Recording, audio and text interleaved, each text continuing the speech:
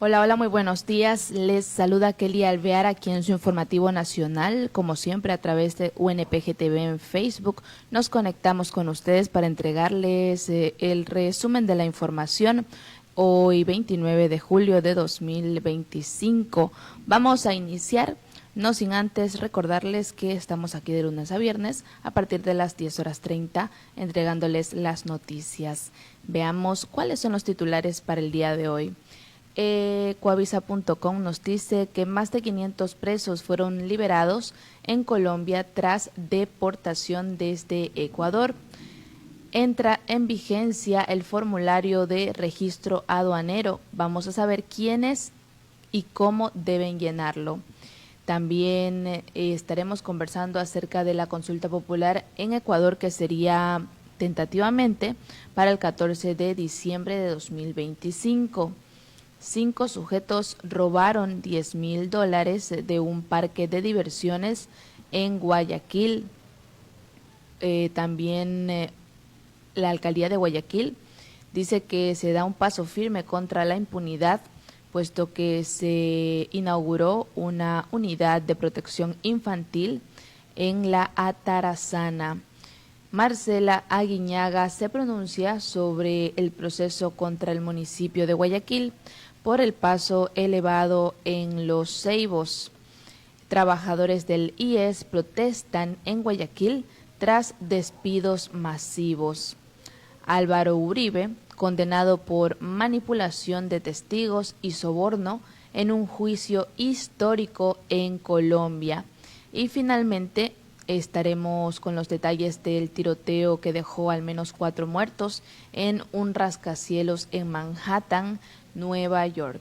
Bien, vamos a iniciar con la información, a desarrollar los titulares que hemos visto, no sin antes recordarles que estamos aquí gracias al licenciado Richard Sellán Bajaña, presidente de la Unión Nacional de Periodistas Núcleo del Guayas, UNP Guayas, y también agradecemos a los medios de comunicación digital que comparten y retransmiten este informativo nacional a través de sus plataformas y redes sociales, como son Radio Guayasense TV, Radio Sensación Digital, Radio Discorama en Italia, Radio La Voz de Daule, Postdata TV, estopensamos.com y Gloria Visión TV. Muchas gracias por el apoyo diario a nuestro informativo nacional y al resto de nuestros programas también aquí en UNPG TV en Facebook. Bien, comenzamos con el desarrollo de las noticias. Ecoavisa.com nos dice que solo 10 reos tenían casos pendientes en su país y fueron apresados. Lo indicó hoy, martes 29 de julio de 2025, el comandante policial de Nariño, Pablo Galindo, en contacto directo en ecoavisa.com. Veamos esta entrevista que le realizó ecoavisa.com a este comandante. La pasada, el gobierno realiza la mayor deportación de presos extranjeros de la última década. La entrega de 1.000 reos colombianos a su país de origen le significa al Ecuador un ahorro de $4.3 millones al año y reduce el hacinamiento carcelario en 4%. Actualmente hay casi 2.500 presos extranjeros en el país, la mayoría colombianos y venezolanos. Hasta ayer, 700 reclusos colombianos fueron trasladados a su país por el puente internacional de Rumichaca y se espera que los 300 restantes abandonen Ecuador hasta el miércoles. La liberación masiva de colombianos, de ciudadanos colombianos privados de su libertad por delitos menores, plantea preguntas sobre el sistema binacional de justicia, los protocolos de deportación y la gobernanza penitenciaria en procesos extraordinarios. Esta mañana nos acompaña el coronel Pablo Galindo Valencia, comandante de la Policía de Nariño, y queremos conocer qué revela este proceso sobre las responsabilidades institucionales cuando se devuelven cuerpos y no casos. Buenos días, coronel, bienvenido a Contacto Directo.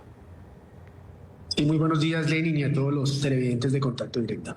Coronel, ¿cuándo recibió la Policía Nacional Colombiana la primera notificación oficial sobre la deportación de presos colombianos desde Ecuador? ¿Fue una orden directa? ¿Hubo una coordinación interinstitucional? ¿Una instrucción diplomática quizás? No, el día viernes, confirmación por parte del gobierno ecuatoriano de que iban a llegar varios personas privadas de la libertad a la frontera con Rumichaca. Inmediatamente la Policía Nacional activó todos sus protocolos junto con Migración Colombia para poder... De presos colombianos desde Ecuador. ¿Fue una orden directa? ¿Hubo una coordinación interinstitucional? ¿Una instrucción diplomática quizás? No, el día viernes tuvimos confirmación por parte del gobierno ecuatoriano de que iban a llegar varios personas privadas de la libertad a la frontera con Rumichaca. Inmediatamente la Policía Nacional activó todos sus protocolos junto con Migración Colombia para poder recibir a todos nuestros connacionales.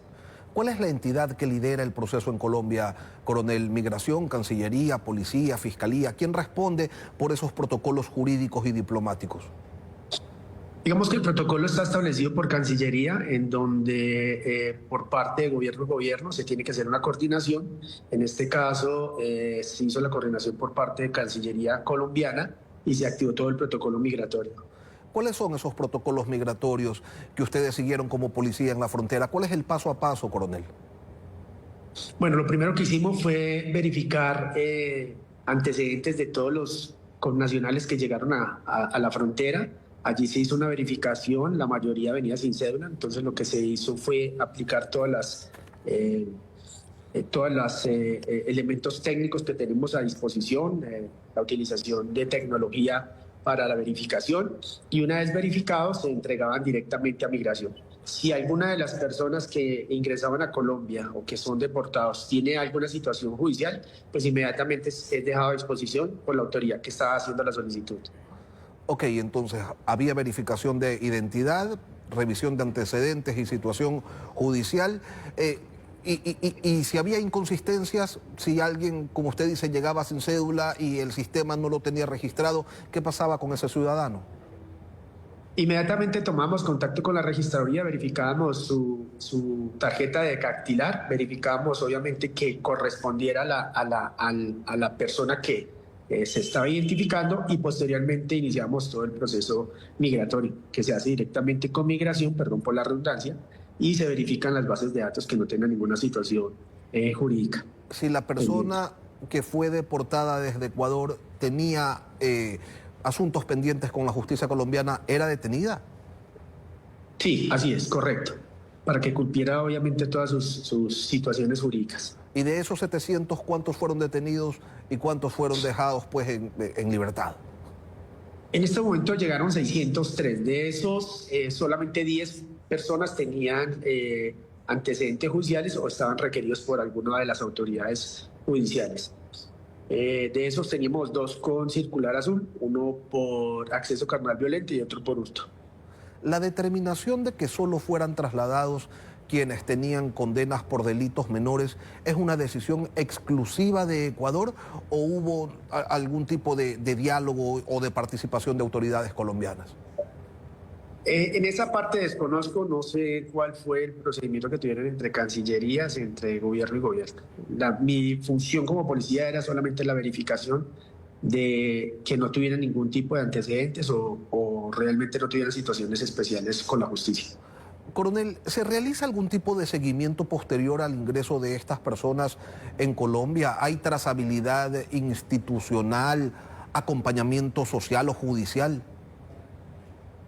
Bueno, después de que estas personas ingresan a nuestro país, el Departamento de Prosperidad Social tiene un protocolo para la atención de las personas, o en este caso los deportados, en donde se les garantiza o se les prevé un tema de alimentación, vestuario, transporte hacia su ciudad de origen, ya sea aquí al interior del país o en tránsito.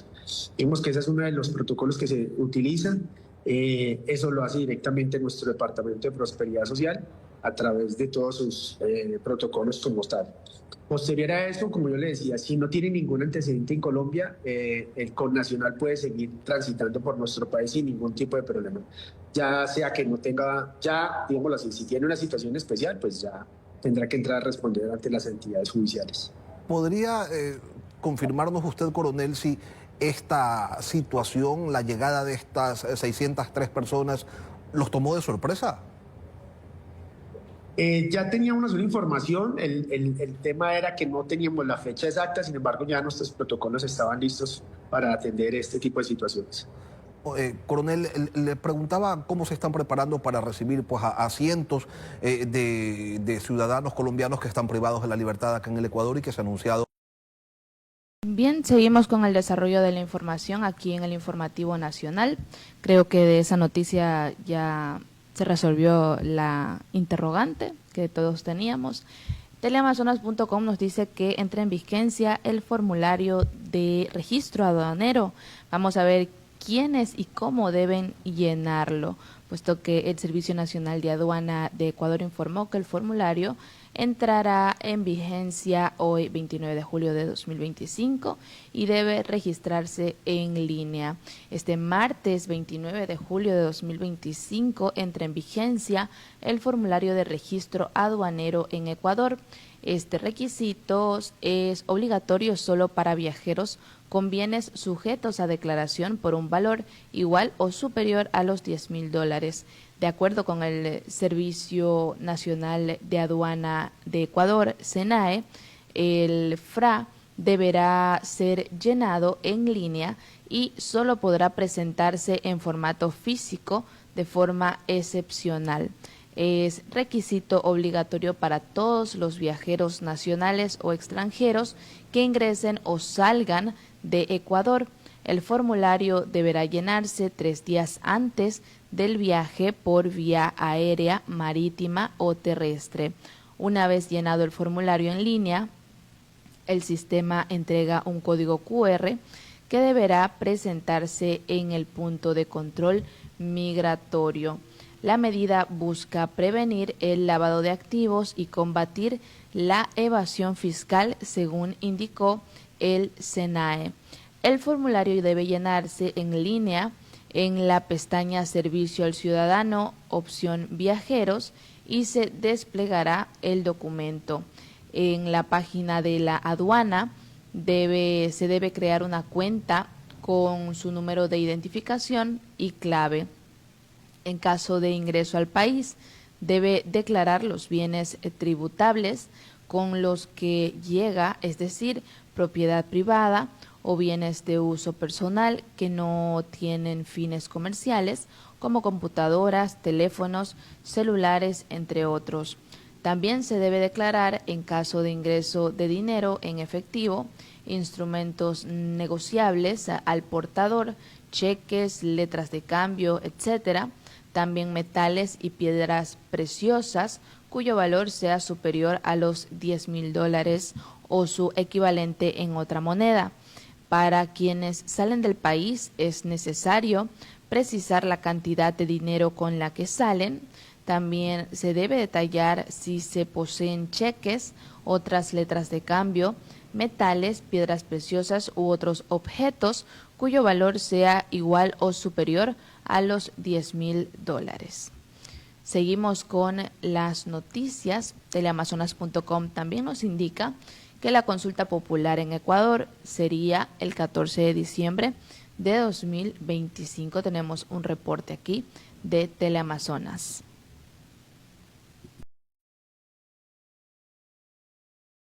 Anunció el presidente. 14 de diciembre es la fecha tentativa. De esta forma, anunció el presidente Daniel Noboa la fecha en la que se realizaría la consulta popular, la misma que respetaría los plazos para el desarrollo del proceso.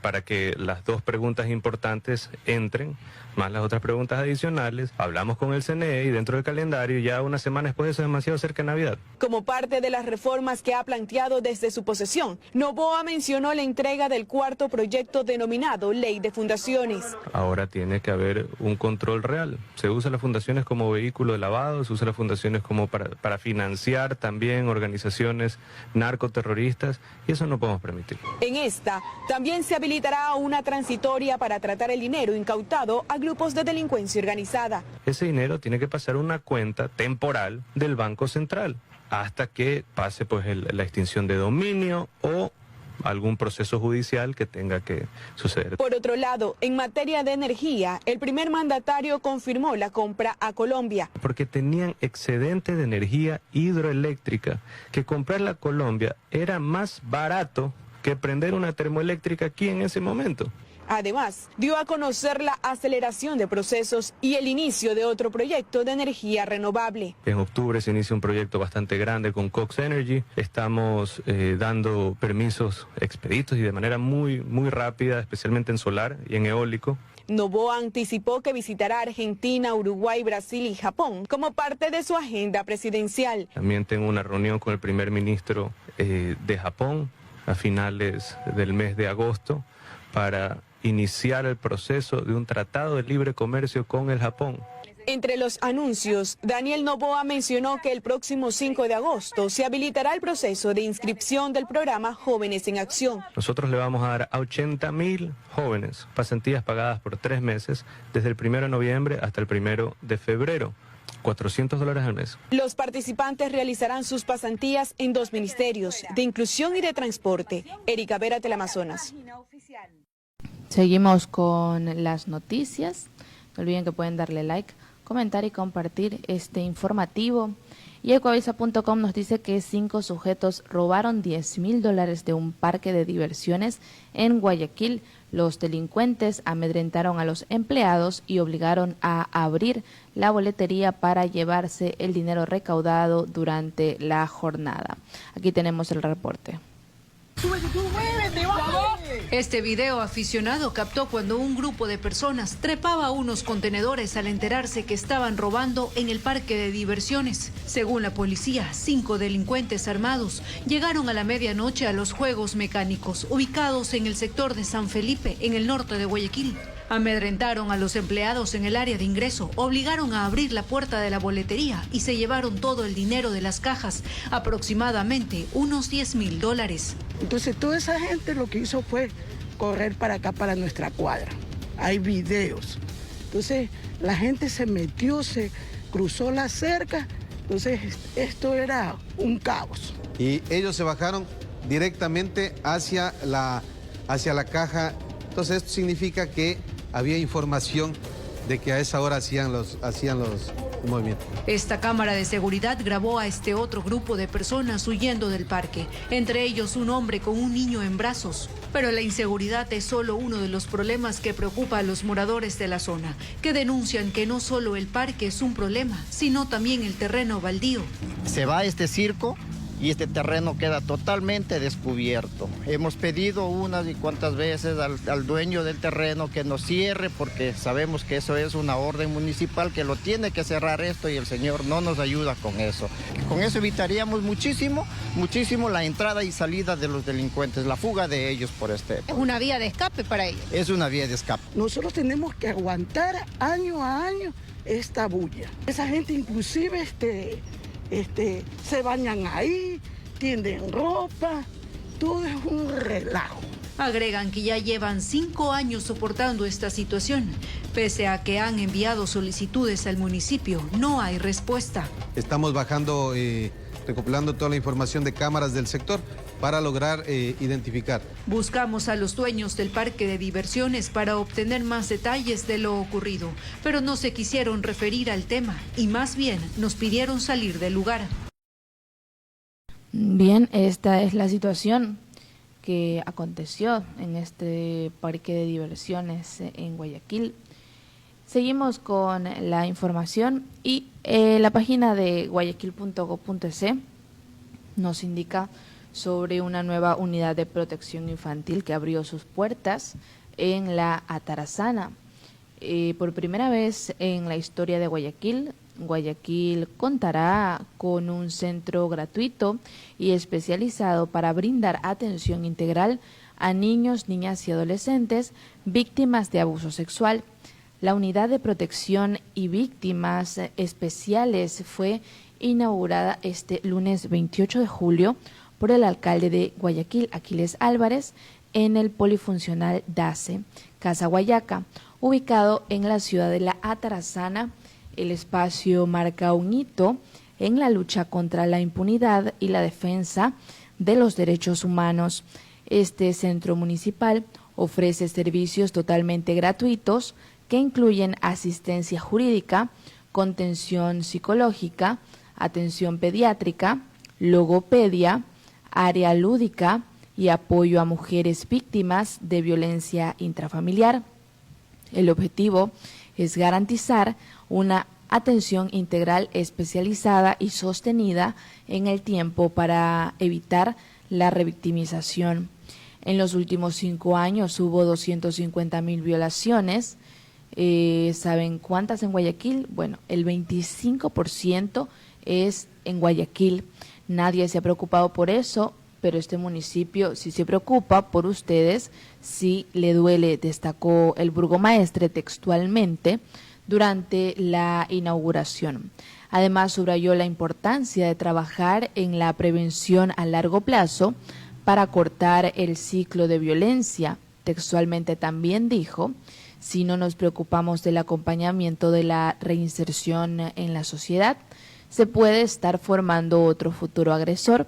Eso es lo que hay que evitar. No todo está perdido, añadió el señor Álvarez. Por otra parte, Pedro Granja, asesor político, criminal y de prevención de violencias de la alcaldía, advirtió sobre la magnitud del problema. Dijo que en Guayaquil un niño es violado cada 3 horas. Frente a esto, los municipios anteriores no hicieron absolutamente nada, dejaron a las víctimas a la buena de Dios. Es la primera vez en la historia que un alcalde de esta ciudad se preocupa de estas criaturas. Aquí no solo van a tener abogadas, van a tener pediatras, psicólogas y clínicas, dijo textualmente el señor Pedro Granja. Andrea Hiller, presidenta del directorio de EPDACE, precisó que la unidad ofrecerá representación legal completa hasta la finalización del proceso penal, como acompañamiento continuo a las víctimas y sus tutores. Textualmente dijo que se busca evitar la impunidad. Aquí tenemos las imágenes de lo que fue esta inauguración. Ahí dice Clínica Municipal Gratuita de Defensa de Niñas Víctimas de Abuso. Ahí está el alcalde Aquiles Álvarez durante la intervención. Vemos aquí las imágenes de lo que fue la inauguración de la Casa Guayaca y al señor Aquiles Álvarez. Bueno, vamos a ver cuáles son los resultados de este nuevo punto para ayudar a las víctimas de violencia de abuso sexual en la Atarazana, en Guayaquil. Seguimos con la información y Ecoavisa.com nos dice que Marcela Aguiñaga se pronuncia sobre el proceso contra el municipio de Guayaquil por el paso elevado en Los Ceibos. Vamos a ver qué dijo la señora Marcela Aguiñaga sobre este tema. La prefectura del Guayas indicó este lunes 28 de julio un proceso administrativo sancionatorio contra el municipio de Guayaquil por la obra del paso elevado en Los Ceibos por una solicitud del Ministerio de Ambiente. La prefecta Marcela Aguiñaga manifestó que están actuando en derecho y que este procedimiento, calificado como arbitrario por la Alcaldía de Guayaquil, se resolverá de manera técnica jurídica. Textualmente dijo la señora Aguiñaga que todos quieren decirle a la prefectura lo que debe hacer. No hay bandos, solo debido proceso que se presenten las pruebas de descargo, los caprichos los dejamos para después.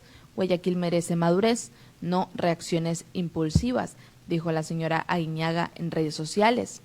Con esta acción también se ratificó la suspensión que pesa contra la construcción que se estaba realizando en la avenida del Bombero en el norte de Guayaquil. En la víspera, el alcalde Aquiles Álvarez había apelado a Aguiñaga a realizar la disposición del Ministerio de Ambiente porque considera que no existe una motivación técnica en esa orden que también convocó a que el registro ambiental otorgado a la obra sea revocada. Textualmente dijo: usted no solo puede resistir esta orden del Ministerio de Ambiente, créame que usted lo sabe, debe hacerlo. Si usted ataca una resolución sin motivación técnica, se vuelve responsable de una afectación injustificada a los derechos de la ciudad. Es lo que dijo a través de la red social X el señor Aquiles Álvarez por medio de un video. Como la prefectura del Guayas pidió con el inicio del proceso administrativo, Álvarez exclamó esta tarde que la prefecta violó la Constitución. Es lo que, como procedió la prefectura del Guayas, Aquiles Álvarez se pronunció ayer a través de sus redes sociales. La prefectura del Guayas apuntó que el municipio de Guayaquil tiene 10 días para responder al proceso de manera justificada y otros 10 días para presentar sus pruebas de defensa. Este procedimiento podría derivar en sanciones económicas. David Norero, coordinador legal del municipio, comentó que van a contestar a este proceso en el plazo otorgado, pero advirtió que podrían impulsar otras medidas al tener perjuicios por la suspensión de una obra que ya tenía permiso legal. Seguimos con la información aquí en su informativo nacional. Por otra parte, primicias.es nos indica que los trabajadores del IES protestan en Guayaquil tras despidos masivos. Aquí estamos viendo una imagen de la protesta de los trabajadores del IES desvinculados por el gobierno en Guayaquil de ayer, 28 de julio de 2025. Con carteles y consignas, extrabajadores del IES marcharon este lunes 28 de julio de 2025 en Guayaquil para rechazar los despidos masivos ejecutados por el gobierno Daniel Noboa. La jornada se desarrolló en los exteriores de la Caja del Seguro, en el centro de la ciudad, y estuvo acompañada por organizaciones laborales, familiares y ciudadanos afiliados al sistema de seguridad social. Los manifestantes denuncian que las desvinculaciones anunciadas este jueves 24 de julio por la presidencia se realizaron de forma arbitraria, sin evaluación previa ni respeto al debido proceso. Varios afectados tienen más de 15 años de servicio y aseguran que fueron cesados con un formato genérico sin explicación individual. La protesta responde al recorte de 5.000 funcionarios públicos, incluidos los empleados del BIES, como parte del plan de reducción del tamaño del Estado, promovido por el presidente Noboa. Según el Ejecutivo, las desvinculaciones obedecen a criterios de eficiencia y no incluyen a personal de salud, educación o seguridad. Seguimos y ya para finalizar vamos con el ámbito internacional. Euronews.com nos dice que Álvaro Uribe fue condenado por manipulación de testigos y soborno en un juicio histórico en Colombia. Veamos este reporte. En Colombia, el expresidente Álvaro Uribe ha sido condenado por manipulación de testigos y soborno en un juicio histórico que sacude al país. El veredicto relacionado con presuntos vínculos con grupos paramilitares de derecha marca un duro golpe al legado de Uribe, quien podría afrontar hasta 12 años de prisión. Uribe, de 73 años, no compareció ante el tribunal para el veredicto. Su sentencia se dará a conocer en una vista posterior, pero se espera que apele. Seguimos con la información internacional. Y finalmente, un tiroteo deja al menos 4 muertos en un rascacielos en Manhattan, Nueva York. Veamos este reporte.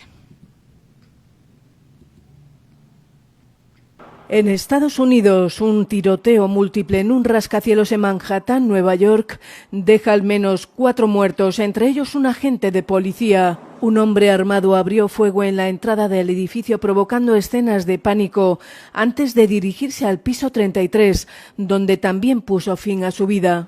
Our hearts are heavy.